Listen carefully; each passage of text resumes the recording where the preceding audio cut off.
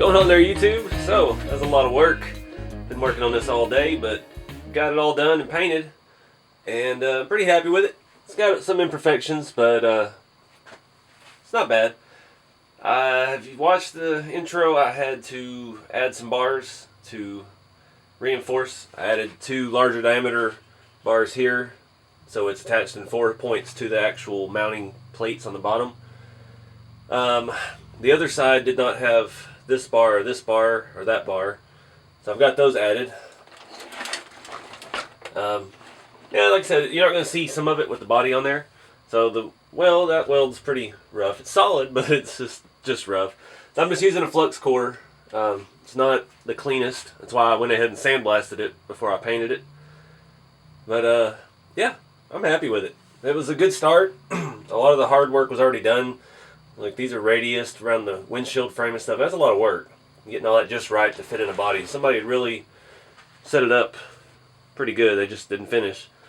I had to reinforce these welds around the back. They weren't completed, and I added a larger diameter rod at the back to tie it all together.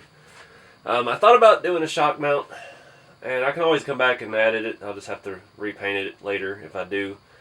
But I figured I'd give it a shot like it is, because it feels pretty good. I was playing with the suspension and messing around with it while I was waiting on the paint to dry. And yeah, it might be just fine the way it is. So yeah, still a long way from driving, but I ordered some parts today. I got some Proline monster truck wheels. I haven't found tires yet. And I ordered, I think it's from Crawford Performance. I got a steering servo mount for the front with metal links, and one of their lockout plates for the rear axle with metal links. So all of that was $100 shipped. Yeah, this stuff's expensive. I'm trying to keep it on as tight a budget as I can.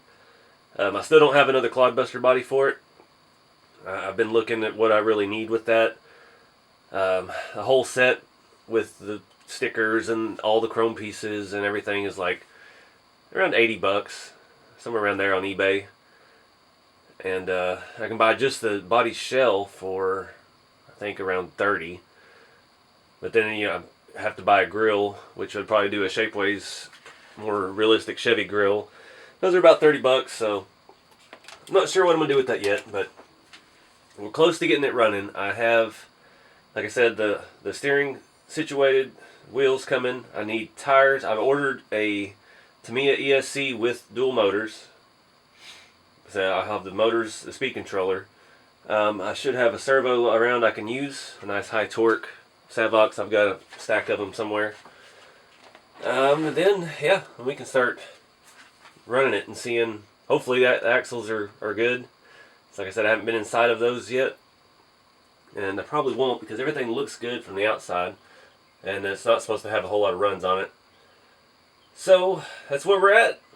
But I appreciate you watching. And here's a slideshow of better shots of the cage. So, I'll see y'all in the next installment.